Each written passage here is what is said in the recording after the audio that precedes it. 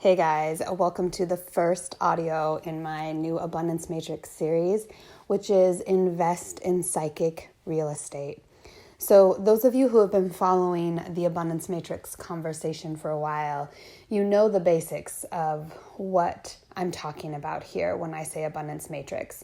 I'm talking about the equation, the energetic equation of heaven on earth. And I compare it and use the lack matrix or the energetic equation of hell on earth or war on earth or extinction, whatever you want to call it. I compare what we've been living in, which is what I call the lack matrix, to the abundance matrix so that we can clearly see the difference.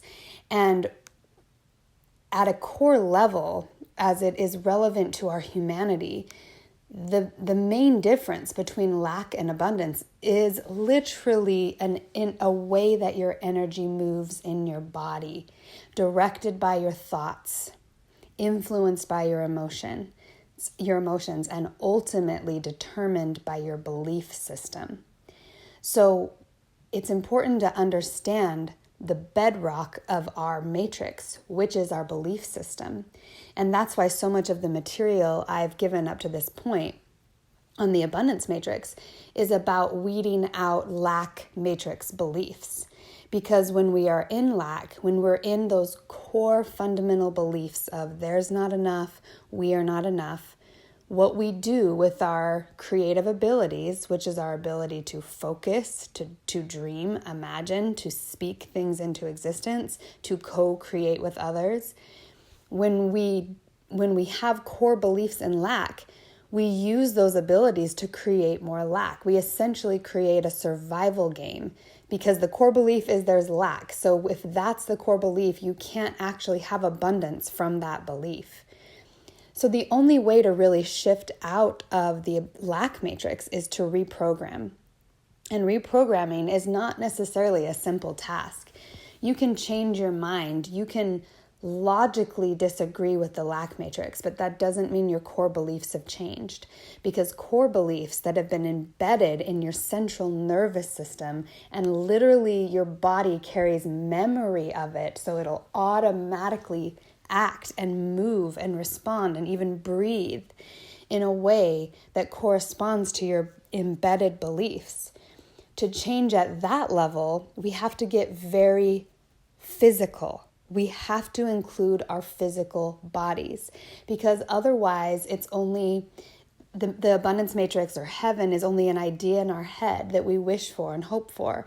And yes, by even wishing for it, we're sending out massive rockets of desires and we're creating it through our resistance to it. But to actually experience what we've created through our experience in lack, we need to be willing to step outside of the algorithm or the equation of what is most familiar to us. And so a lot of what people focus on when it comes to abundance is mindset shifts, but the body, the physical body and enjoyment, like how the actual body feels, is not much a part of the conversation. Action's part of the conversation. In the masculine way that we've approached most of our lives, we talk about action from like a get in there and get it done. Get in there and take control and grab the bulls by the horn. And the problem with that is that when it comes to heaven on earth, we are not in a grid that we have to fight or force our will. Heaven on earth is literally built by the will of source itself, by the will of desire itself, and through the intelligence of our co-creative matrix that knows, like a quantum computer can look at every potential reality and see where they all lead, and therefore what's the quickest way to end the suffering. And we don't have that in our conscious mind. We're not privy to that information. We can tune into the resonance of it, but there's so much we don't know. And so often when we take action, and especially in that really militant way, we take action from a core belief that says, I have to make it happen or it won't happen. That's part of lack. And I feel like this is where the fault line is in humanity, in our collective consciousness when it comes to creating on heaven on earth. So many of us have woken up to the idea of it. So many of us long for it and want it and are creating even little pockets of heaven as much as we can. But because the collective algorithm is still very much in a war mentality, or at the very least I have to be right in order to be valid mentality, which don't mistake that, it is still war. Because if you have to be right, then that involves a force of your will. And that involves having to make someone else or something else wrong. This is so embedded in us. And I think this is the number one way we completely miss out on heaven on earth that is right here. Because our algorithm and our thoughts and our actions still come from this sort of anxious survival state where we believe we have to make it happen or it won't happen, and we have to do it right or we won't receive, or we'll if we do it wrong even, we'll be punished. So remember, the punishment reward system is part of lack, and the reason it had to be set up is because if there's not enough money, there's not enough love, there's not enough resources, then only those who are worthy can receive. So we have to set up a game that we can all determine, okay, who's worthy of receiving our limited amount of resources or a limited amount of love. So when we start reverse engineering this whole algorithm, and if you take it all the way to the physical body, your physical vessel, remember what I said in the beginning of this. These programs are so embedded as memory in your hard drive, which is your physical body, that most of how you move and act and hold yourself and breathe are all influenced by these core beliefs. The physical body is usually the equation that most people leave out, or the variable that most people leave out of the equation. And so because they're bypassing the physical body, and what I mean by that is really caring about how we feel, not just how we emotionally feel, how we physically feel, because we know that our emotional experience affects our physical experience.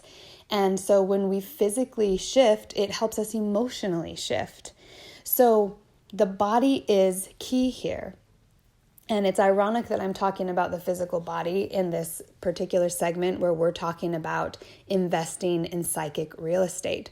Because a lot of people, when they think of the psychic world, they don't think of the body. They think of being outside the body. But what I truly believe in any given level that we're doing, even if we're doing out-of-body work or dream work or meditation or prayer, we're not actually going out of body. We're going deeper into our programming. And it may feel like we're moving far away because we're moving to spaces that can give us an objective perspective. So we're kind of going often outside of our perspective. But even to have that objective perspective, we have to be connected to the body. We have to know the programming of the body so we can even know what we're looking at. And we'll get into that later in other audios. But for now, just take it. I want you to really, even in this moment, tune into your physical body, into how you feel, into how you're sitting, into are your shoulders slouched? What does your body posture say about what you're believing in this moment? Often when we listen to new content, we can listen with a sort of defense up because we're looking for, what could possibly be wrong with it, because we're being self-protective. A lot of us have been manipulated and controlled through belief systems and through information that we've given our power over to. And so even hearing new information can put our guard up, which is all okay. But the reason I'm asking you to pay attention is because the deepest energy signature of the lack matrix is war. And you're in a war energy if you are in a fight or flight state. the deepest energy signature of heaven on earth is bliss. It's pleasure. And it's not just being separated from your body in a dream state pleasure. It's being in the physical body and feeling safe, feeling open, feeling engaged, feeling alive, cultivating desire, experiencing beauty. And you can experience this in any context. This is really ultimately the poetry of being alive in your experience. You can, if you just shift your perspective slightly, anything can be utterly stunning and amazing, astonishing. But often the lens we're looking at our experience through is one of there's not enough, I'm not enough, someone has to lose, someone has to win, someone has to be right, someone has to be wrong. And this is all subconscious. We don't even realize we're doing it. And it can cause this anxious feeling within us, which causes us to hold our physical body in a certain way. And then that causes us to block certain energies from coming in. So even though your desire may be pulsing for more love, for to be witnessed, to connect with people, to really feel safe, to co-create heaven, to just tap into that elixir, that deep ancient pharmacy of magic that can heal us, the magic of love. Even though you may be desiring that at your deepest level, you're calling it to you. There is literally energy signatures set up in your electromagnetic field that repel it from coming to you, because we live in a universe of free will and things cannot happen apart from your permission and your belief. Your beliefs create your reality. So if your core belief is you're unworthy to receive, you will repel information and energy from coming in, or you will repel the signature of it. You won't be able to tune into it because those beliefs block it. So the reason why I'm giving all this background information in talking about investing in astral real estate is because I want you to consider the possibility of investing in an entirely new resonance in your electromagnetic field. And I want you to really understand that everything you experience is caused from the inside out. Your deepest embedded programs are causing you to emit a signal that's causing you to physically, keep this in mind, physically hold yourself in a certain way. And your physical body is the most palpable experience of your beliefs. It's your touch point of what you believe. If you ignore how you feel, not just how you feel emotionally, as I said earlier, but how you feel physically in your body. If we ignore that, we absolutely bypass our physical experience, which means we bypass the possibility of heaven on earth. We bypass the possibility of healing, of feeling better, of actually embedding a new program.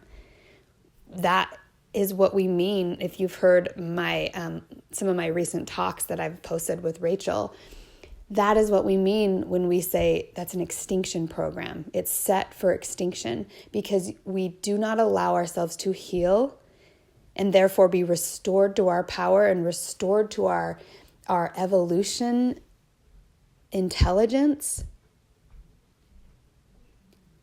We do not allow ourselves to be restored to that if we don't include the body in the equation. And if you look historically at even many of the esoteric teachings and religious teachings, the physical dimension that includes your body, the material world, in other words, anything that has materialized as a result of beliefs, we say is wrong, we say is evil. So it's like the program is saying it's okay to have a dream, but it cannot be materialized. It's okay to be a creator, but you can never actually bring what you want into the physical. You're not allowed to create physically. And yet you're here creating physically all the time.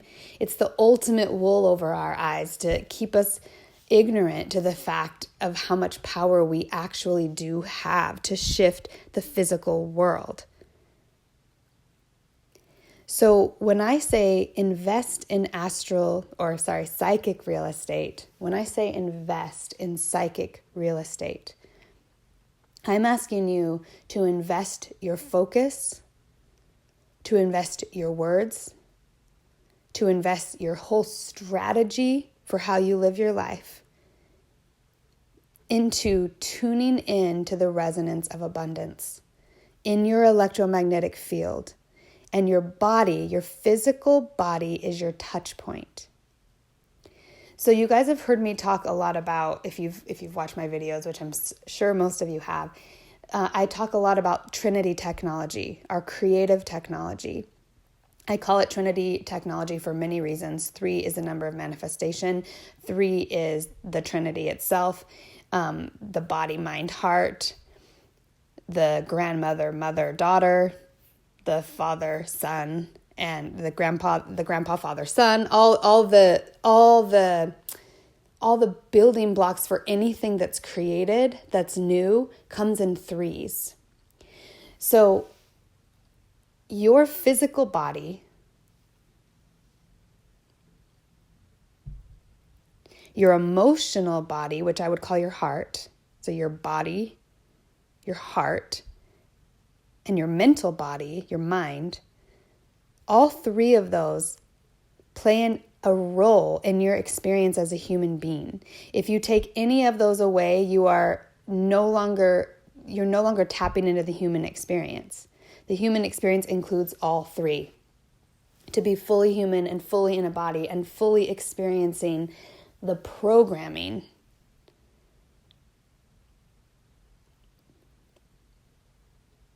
to really be fully in that, you have to know that all aspects of you are a part of the equation. So when I talk about investing in psychic real estate, I want you to include all of yourself. I'm pausing a little because I got glitched for a second, but I'm tuning back in. So I want you right now, as I asked you earlier, to tune into your heart. Just close your eyes, unless you're driving, but just tune into your heart. Just be aware of the center of your being. And know that this is where all life stems from. It's the wellspring of life. It's the first organ that's created in your mother's womb. It's the main organ that is your life force. If it stops beating, you die. You can go brain dead, you can lose limbs, you can lose other organs, but if your heart stops, you die.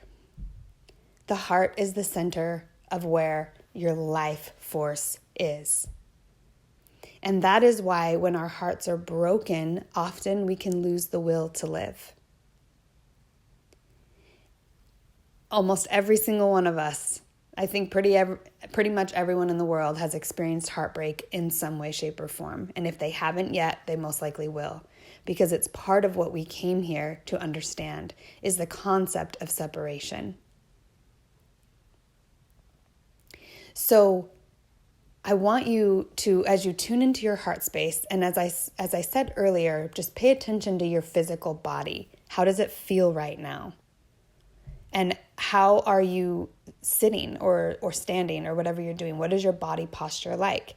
And just note it without judgment. What do you feel like this says about you, about what you believe in this moment, about what you're feeling in this moment? And again, without judgment.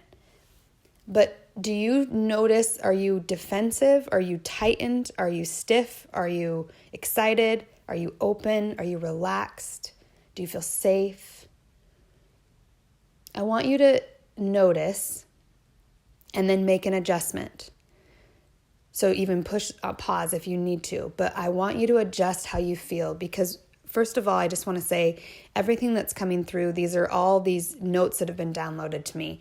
And you have this same tech. There's nothing that I'm going to say that you don't know deep in you. So this audio and all the audios to precede this are set up to intentionally trigger your own inner knowing. This is a deeply personal experience, and it is essential that it is triggered through you. I'm just offering the words to trigger you. and we're triggering each other. I'm being triggered in this moment as well, awake. We're doing this intentionally. And because one of the components of abundance that is essential to understand is that there's no such thing ultimately as time. Past, present, future, again, part of the Trinity. Past, present, future are ultimately one and the same. They're different perspectives of the same energy. And if you think about that, that means we tell a different story about the same energy. Our reality is created through the stories we're telling. So I want you to think about the fact that there's no time, meaning we've had this conversation since the beginning of time. You were always going to be here. You were always going to be listening to this. You were always going to be feeling exactly whatever you're feeling, even if it's annoyance, even if it's joy, whatever it is that you're feeling. You were always meant to be feeling it, and that is part of what we're triggering for you to know right here, right now. What do you feel? Where are you? Get the data. Because from that data, you can adjust. You can start shifting. You can start doing something different. So once you have an idea of just where you are energetically, I want you to just make the conscious shift in your mind. What will help you just shift your resonance to feel comfortable, just comfortable in an open, receptive mode. It doesn't mean you have to accept everything I say or believe everything I say, but just receptive to allowing your perspective to be shifted and opened, to allowing yourself to trigger your own inner knowing. So just make that shift. And I want you to, every time you listen to one of these audios, to listen in that way. Allow yourself to be, or at least be moving towards or tuning into, adjusting what you're feeling into. Allow yourself to just keep adjusting the dial until you're like, this feels good. This feels comfortable.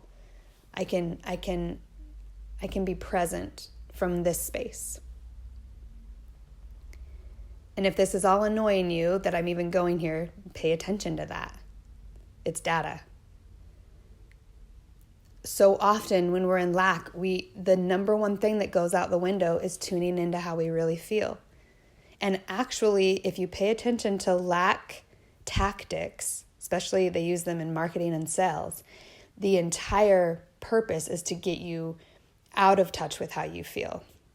So you make an impulse buy to kind of pull you out of your reality, to create a false simulation for you to feel real cozy and safe, or to just be excited enough or worried enough to take action from that space. So just some side notes. We'll get into why all this matters in a little bit, but later in the audios. But I'm going to start talking about the importance and the tactics, I guess. That's not the right word. Ways in which you can invest in psychic real estate. So when I say psychic real estate, I'm talking about the energy that your thoughts is connecting with and co-creating with. In any given moment, your thoughts are locked in to a specific algorithm that you're co-creating with. And as I said earlier, this algorithm is ultimately determined by what your core beliefs are. So if your core beliefs are lack, then you're always going to be preoccupied on a subconscious level with surviving. And often in that survival, especially in the ways that are the most unconscious, it's deeply unethical, energetically, what we do. Because remember that part of the lack matrix is about forcing your will, making it happen, regardless of what is. Now, that's not in and of itself wrong. And there's opportunities and places to do that not only makes sense, but even makes the experience more pleasurable. Think of sex. Not when you force your will on someone, but when it but the force of it. There's times when force can feel pleasurable if it's wanted, and if there's a co-agreement, a consensual agreement on the force. But often what we do when we are psychically interacting with algorithms is we will hide, even from ourselves, the force we put around surviving. And this is particularly energetically shows up the most in areas where we feel like we're not loved enough.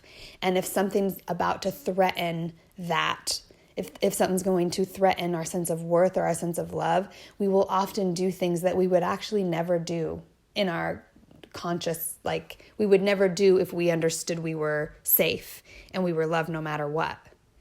And that's why this belief matters so deeply, that in order to psychically invest in real estate that feels like heaven on earth, that actually then lines you up to an algorithm of heaven on earth, so that your thoughts and your focus and your words can start interacting with heaven on earth instead of against it. In order to even do that, you have to be plugged in solidly to the belief that you are unconditionally loved, that you are unconditionally worthy, that it benefits the whole of humanity for Source itself to work through you and with you to reprogram you. Because anything that you've done that you may feel guilty about, that you may feel ashamed of, or that other people have done that you feel angry about and therefore feel like you're withholding heaven from yourself because of needing to hold them in a prison, whatever direction the equation is going, if we understood that the most logical and sensical thing that could happen on this planet right now is that people open up and receive, that everyone opens up to receive love. Because without love, we don't heal. And if we don't heal, we keep repeating the same things. And the war intensifies more and more and more. And we keep punishing each other. And we think that the punishment is going to change behavior. But you guys have probably heard me say this numerous times. We have psychologically done study after study after study that has proven that negative reinforcement does zero to rehabilitate behavior. There is no rehabilitation in negative reinforcement. So punishment, whether we're punishing ourselves or punishing another, is actually acting counter to what we want. And so this is where it gets sticky when we're unwinding ourselves from the lack matrix, because often when you get to this point where you realize, okay, it's nonsensical for me to do this, the thing that often clamps on the most is our ego's need to be right. And often, because we've been so trained in the lack matrix game, is that if you're right, you win. And if you win, then you have authority over others. You have power over others. And you can have your way. Then we're so deeply trained in that game that we don't allow ourselves to die. We don't allow the death of that ego, because that ego is like, no, I have to win at all costs. I don't even care if it blows the whole planet up. I have to win. Because that's the ultimate. So I ask you to pay attention to where you are, because it's important to understand right here. Usually most people, when they're shifting their core beliefs from lack to abundance, it's right along this fault line that things are the most sensitive, the most explosive. It's like doing brain surgery almost. It's delicate because it's so powerful. And we're talking about programming here. So this affects your whole belief. It affects your grid. If you take yourself out of the equation of lack, you shift the whole entire grid, because now the equation's different, period. And that's, again, what the lack matrix wants to keep from us, is how powerful we are and how important our participation in lack is in order for it to function. So if you look at what I would call your fault line, this is where we have strongholds and where there's principalities, which are created through strong belief that has been believed over and over and over. There's like spirits almost that govern those spaces that are powerful. that hold us in the algorithm of lack. So when we are shifting out of lack and into abundance, investing in psychic real estate, there's this period where it does feel like work. It's not just easy because it can feel counter to our programming, and we're going up against our strongholds and our principalities. The strongholds we've created in survival, the principalities meaning all the astral currency that we've paid to the belief we've been invested in our whole life, which for most of us is I'm not enough, there's not enough, we're not enough, we deserve to be punished. Evil needs to be punished. We're at war with evil. That whole reality, we've given so much of our astral money and our astral inheritance to that reality. We've invested deeply in that reality. So to decide that I'm going to actually start investing in a different reality, I'm going to move into a new reality, that is shifting your focus. As I said earlier, it's shifting psychically what you're interacting with. So that is driven by your focus. But in the moments where we feel triggered along our fault line is where we have the most power to create change. And that is where we can invest the most in psychic real estate that's in heaven, is around these strongholds, around these fault lines where there's the most intense.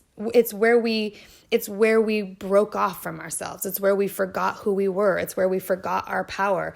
It's where we sacrificed. That's the fault line. So investing in psychic real estate, heaven on earth, is investing in healing that fault line. It's investing in soothing it, in being present to it, in witnessing it. Because you don't just bypass the fault line. If you're shifting from lack to abundance, you're going to come up against the fault line or the literal scientific algorithm that's equated through your resonance. That absolutely, if your resonance is resonating at lack, you will live in the lack matrix.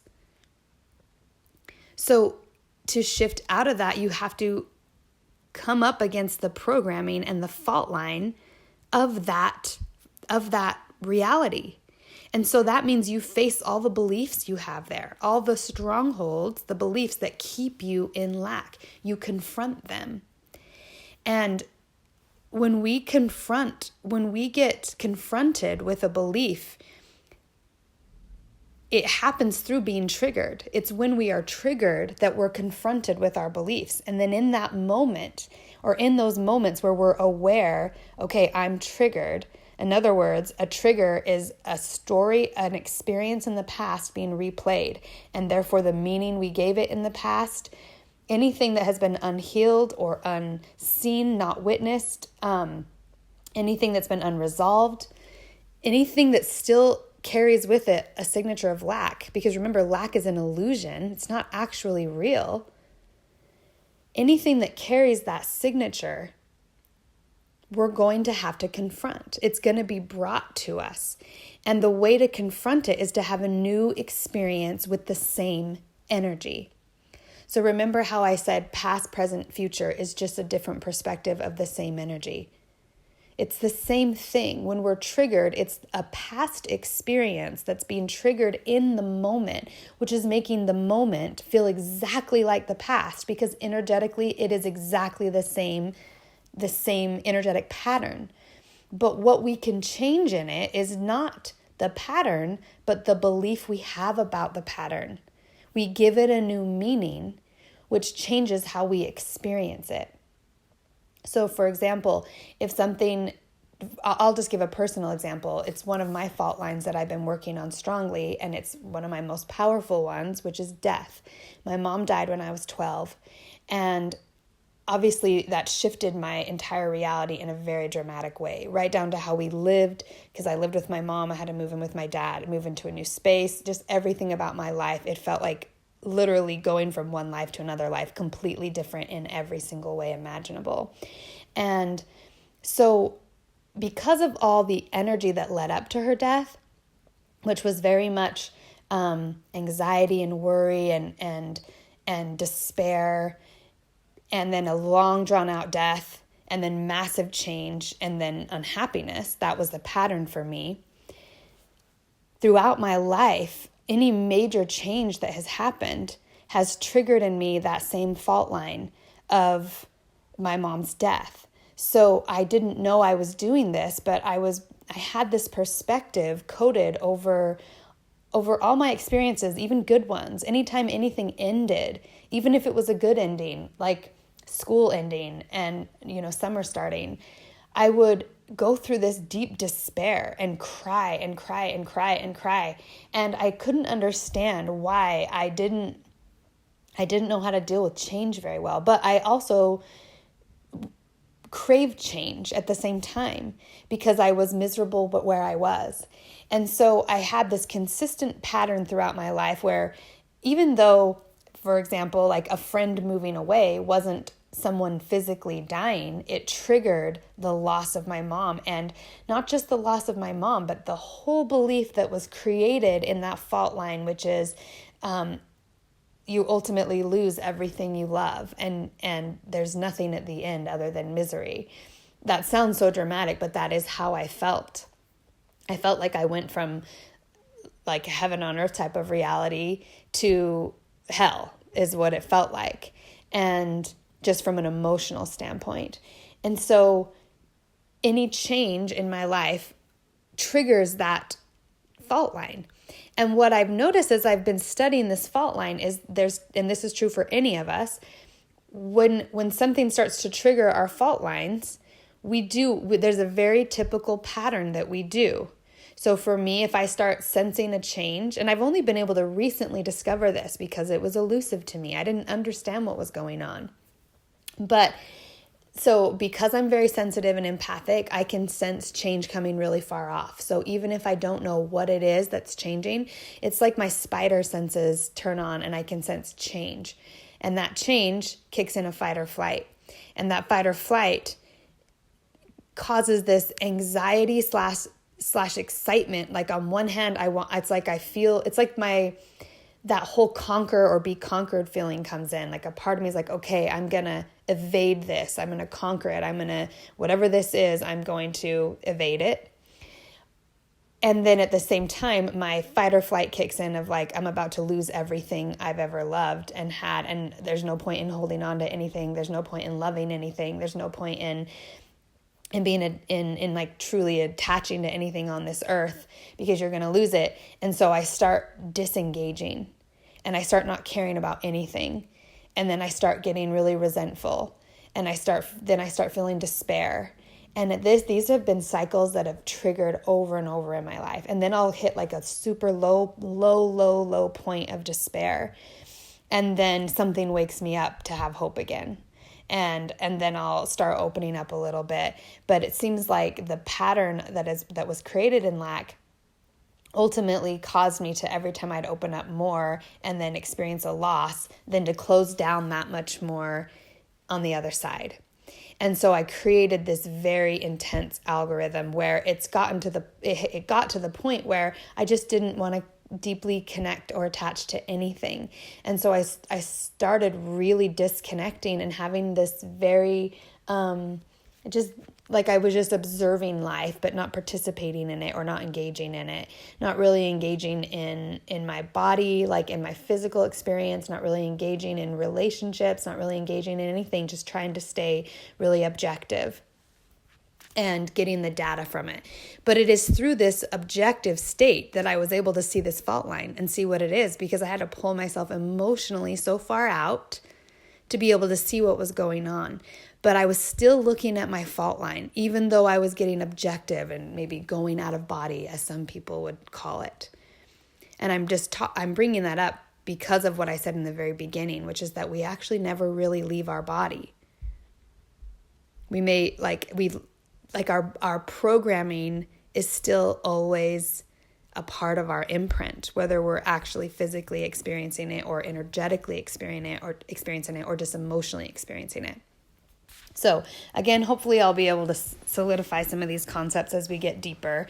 And remember, all of these audios are going to be kind of podcast style, so it's me talking a lot. So this is what you signed up for. These are all my background notes for Abundance Matrix. So I'm still working some stuff out here, but the reason I bring all of this up is because to invest in astral real estate, you've got to first know what your fault line is, because this is where you're investing. You're not running from yourself. You're not trying to escape your fault line. You are moving towards it. You are moving more deeply into it, because it is here where all the richness is, where all the wisdom is, the pearl of great price, which is your ultimate abundance right there, and what you do with that pearl. The pearl that was formed through your life experiences. Wisdom, the ability to gain wisdom, is why we came and why we had experiences. So if we curse our lives, which is where the collective is in a very strong way right now, we're cursing humanity. We're cursing ourselves. And if you look at what's happening, even in the dialogue, so much of even the people who are presenting solutions in the mainstream world do it with this humans are bad kind of energy, that we're just bad, we're selfish, we're bad, we're destroying things, we're destroying the planet, we're egotistical. Think about all of that. Is that what humans are?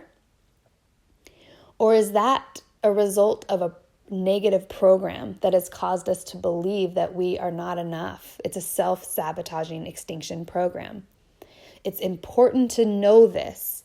It's not that humans are bad. It's that the program that's informing them is massively flawed. It's lacking.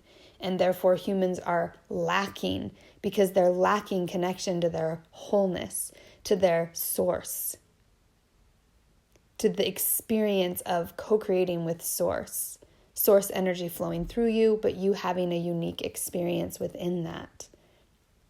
Super important.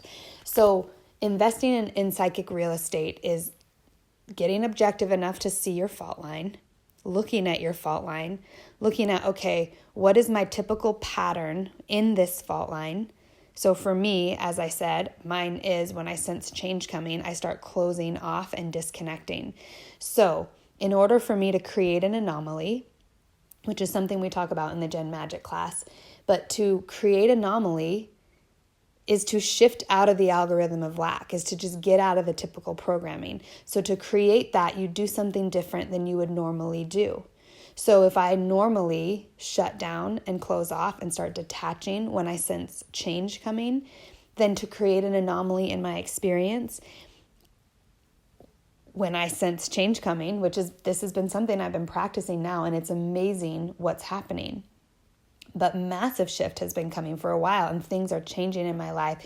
And because I've been studying this algorithm in my fault line, I've been able to identify, okay, this is my highest leverage point for shifting out of lack, is to, in these areas where I am most triggered, that's connected to my survival, connected to my fault line, connected to where I've been most deeply wounded in this life, I'm going to do something different.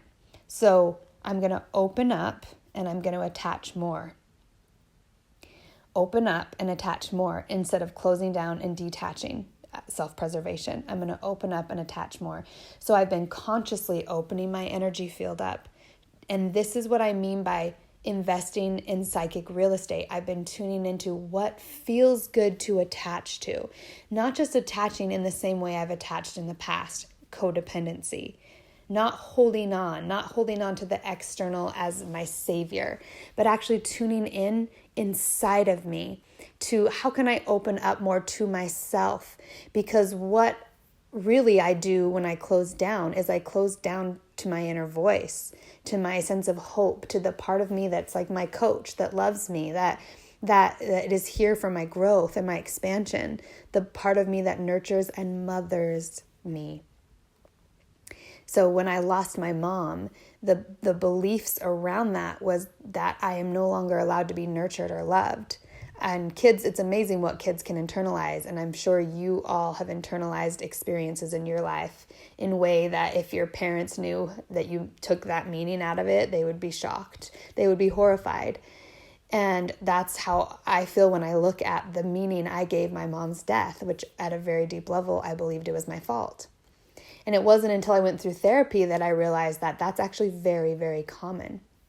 And that also because I've always struggled connecting with people in relationships, especially really intimately, like emotionally intimately, I have always kept relationships, romantic relationships, really at a distance. And it was in therapy also that I learned that it's like 70% of kids who lose their parents never get married. And that, just knowing that, I was like, whoa, okay, I've been judging myself for that. I've been wondering what's wrong with me. So again, my mindset being, what's wrong with me? I need to fix it. I did something wrong. Therefore, I was punished. So I need to do something better. So I was preoccupied most of my life with this idea of what do I need to fix about myself so I can be worthy of love again, worthy of having a mother, worthy of being mothered, worthy of being nurtured, of being unconditionally loved. And I was withholding the mother from myself. I was withholding my own nurturing, my own care of myself, my own unconditional love of myself, my own witness. I withheld that from myself because I was trying to figure out, because I believed I wasn't enough. And so I was trying to figure out what I did wrong so I could correct it. And meanwhile, while I was preoccupied with that whole lack belief, I shut myself off to love more and more and more and more. And I believed I was doing the right thing because if I could be right, if I could do it right, if I could figure out what went wrong and do it right, then I could fix the pain. But in that belief in lack in the first place, I was driving the pain in more deeply within me. And so the reason I give this example is because I want you to clearly understand what I'm talking about when I say fault line and when I talk about the patterns that we create in those places where we've been wounded and the things we do over and over because we're trying to survive. Because when our hearts are broken or when trauma happens in the most subtle and the largest ways, it causes us to not trust our experience of life. And often we just sort of fall into that belief that we did something wrong or that we're bad because that algorithm is so strong on the planet, the algorithm of war. So when you think about the concept of investing in psychic real estate, I want you to see your fault line and I want you to feel it in your physical body, because a massive part of investing in psychic real estate is investing in your physical experience. And again, this is the part that so many people leave out. In the business world, there's a strong emphasis on action, but not a strong emphasis on pleasure in the body. So if you're taking action from a militant perspective that's holding your body tight and stiff and moving forward like you have to force your will and it's going to be done no matter what, that energy in and of itself is not heaven. It is not congruent with heaven. You can have a powerful warrior energy but still be experiencing pleasure in your body. And that's just more of this massive protective energy around your fault line. You can put that there, like setting angels up that really just hold a resonance that's so strong that war energy doesn't match it, can't even come through. So it's not about forcing your will, it's just about setting up boundaries. And those boundaries are resonance. So I want you to think about your fault line, feel where it is in your body, feel where your typical patterns are. And if you feel up your spinal cord, just the energy that moves up and down your spinal cord, you can start paying attention to where you feel, just tune in to where it feels blocked, where it feels stiff, or where it feels really open and fluid.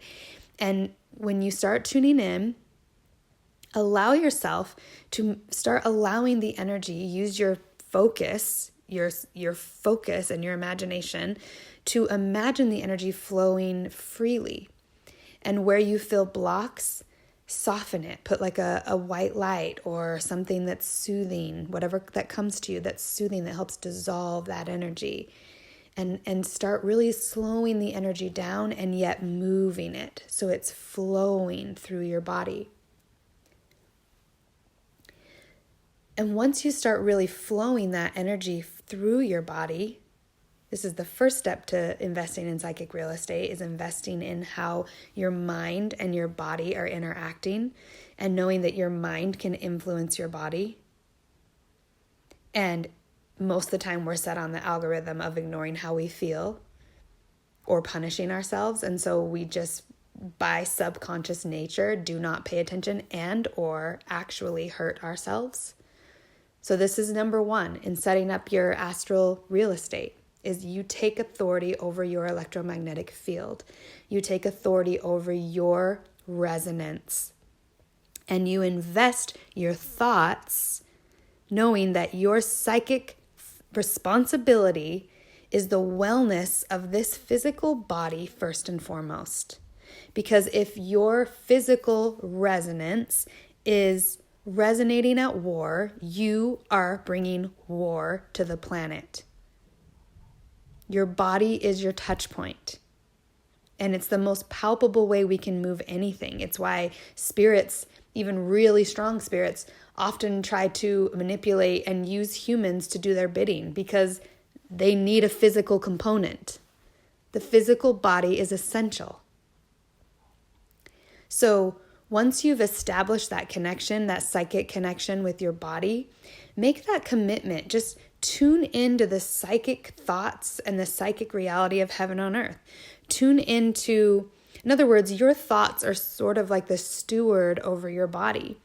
And when I started really paying attention to this, I noticed that more often than not, my thoughts were extremely critical, very critical, because the actual principality that, or my God, quote unquote, that I was bowing to and I didn't even realize, was the all-seeing eye of judgment. Like I wanted to be accepted by the collective. Like whatever the collective is saying is, this is perfection, this is what you should be. I was allowing that to be my director. And it's a very harsh judge. It's still a trainer. It can train you in amazing ways, and you can get better in certain ways, or in sort of a, you can create an illusion that is more appealing, that draws people to you, but it actually doesn't heal the program. So you're still in lack. So it doesn't actually shift things. It's like a temporary drug. And so when I realized that this voice that I was listening to primarily, and I call it my God, it was my God because I believed it above all else. That's what our gods are. Our God is whatever we primarily believe, not what we logically believe. It's not like you take a test and it's a logical thing. It's what you actually believe. And what you actually believe is often very different than what you logically think you believe. And the only way you can know is by tuning in, because your resonance will tell you immediately what you believe, what you're believing in the moment. And so this is about shifting our resonance and shifting our focus. And a big part of investing in this psychic real estate is investing in the idea of investing in, not the idea, but the conscious thought stream of source itself, of heaven on earth, of the stewards of this planet, of the stewards of life itself. There is a whole system set up that also has principalities, that also has powerful grid space, what I would call strongholds in the lack matrix, but in abundance, it's like powerful pockets of heaven, a powerful network of co-creative evolution energy that is set up here to support your growth and your expansion. And often why we don't access this is because we're stuck on what we think we need or what we think we want that's based on lack and winning versus what we actually need. And what we actually need at the deepest level is to feel better in our central nervous system so that we can resonate peace, so that we can be a match to things coming into our reality that actually help us engage with life in a way that is more cohesive and seamless and harmonic. And that's not in this, I have to make it happen or it's not going to happen. I have to force my will, and that's what makes me powerful in the lack matrix. It's totally different. This is about trust, building trust, tuning in, really looking at what you truly believe and daring to confront it. And you confront your beliefs by triggering them and then doing something different. So once you've established that mindset, and I recommend doing this every morning. This is my practice for you, and I'm going to wrap it up here because I know I've talked for almost an hour. But every morning when you wake up, if you tune into the abundance matrix, to heaven on earth, first and foremost through your heart. So do what I led you through in this audio, which is tuning into your heart, feeling how you feel, making adjustments in your body, and then tuning into the thoughts. Like allow the thought stream, the consciousness stream of heaven to come in, to love you personally and intimately and uniquely in your particular algorithm, in your particular patterning.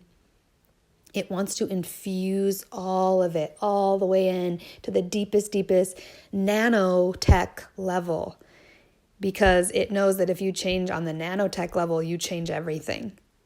Everything in your reality shifts. So I can't emphasize enough the importance of tuning in to a consciousness stream that is for you. And the only way you can know is by paying attention to what are you thinking. And that's why lining up your body and then tuning into that thought stream of, okay, what is the most expansive part of me? The evolution grid, heaven on earth, the abundance matrix, and all the support and network that's there. It's already there. There's so much for you lined up that's for you, that's ready to help, that's ready to help shift, that is massively protective, that has literally all the keys you need to shift your programming at the most cellular level. It's all there for you. It's all ready for you to partake in, but you have to shift your thoughts into that space. So tune into your physical body, tune into your mind, and the thoughts that are going through your mind. And then finally, because we're working with Trinity technology here, I want you to tune into the grid. And when I say the grid, I literally mean the physical reality around you. But rather than tuning into it from a war, like we mostly do, like I have to wake up every day and conquer the day, and I have to do my errands and try to avoid people or whatever, the tiredness and the energy that comes from resisting the grid, I want you to tune into the grid from a space of what feels good. What parts of the grid want to interact with me? Like what like maybe for me in the morning, often the lake calls me. I live right by a lake. And so I'll go over to the lake and just be with the lake. And then I connect with the grid, with the physical grid here on purpose from that space of heaven.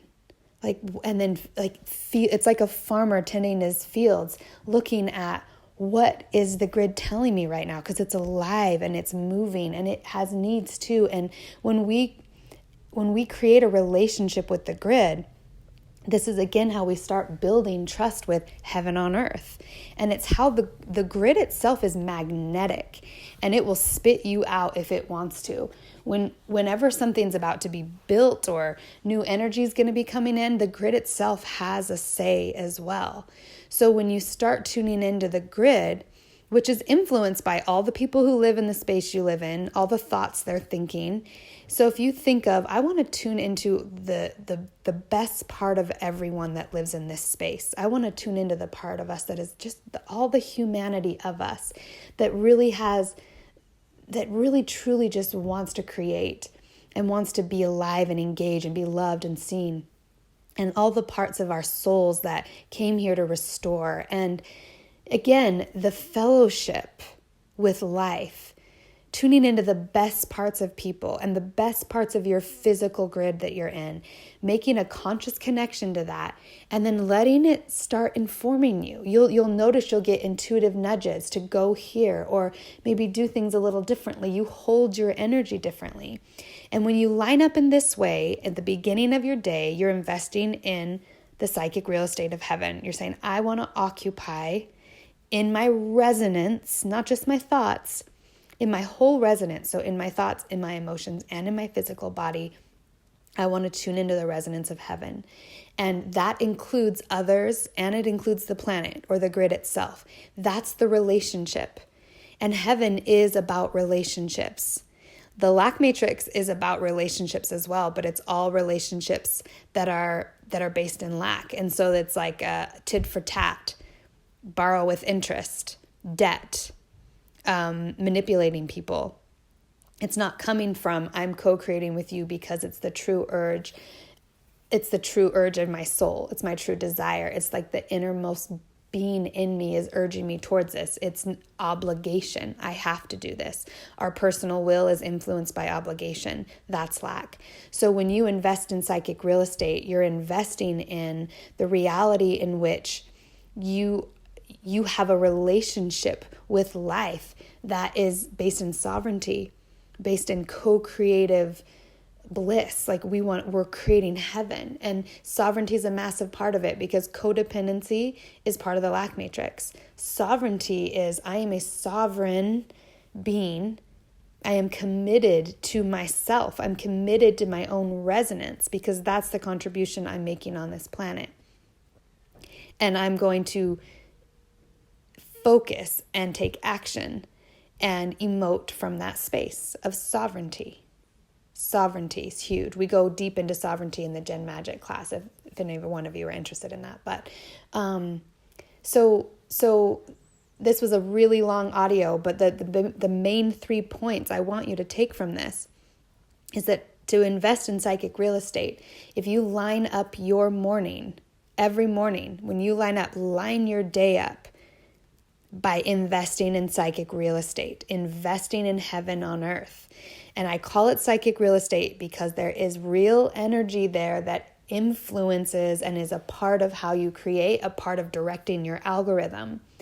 So it's important to get really clear about the relationships you have psychically, because that's where most of us are in the dark, and that's where we have shadow contracts. It's where we have obligation contracts, that things that are coming not from our desire and therefore not from our true urge of heaven or bliss, but from a space of lack, which only creates more lack.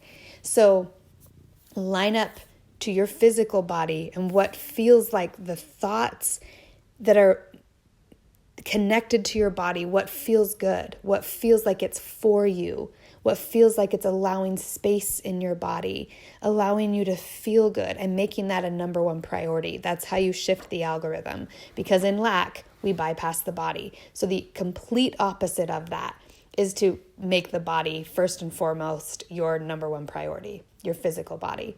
And that means also including your emotional body and your mental body, because your emotions and your thoughts affect how your physical body feel. So suddenly your Trinity technology becomes the most important thing. This is how you invest in psychic real estate. So line up each morning connecting to your body, your thoughts to your body, and then your thoughts to the grid and your emotions to the grid. And then just pay attention to the pulse. Pay attention to what it's leading you to. Pay attention to what you feel inspired to or what your instincts tell you to do. This is how you start interacting with the abundance matrix.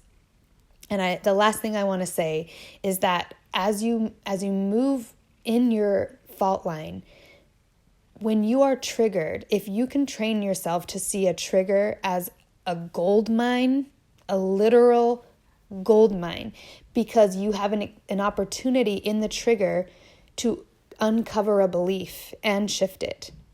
And you shift it by doing something different than you did in the past when that same energy occurred.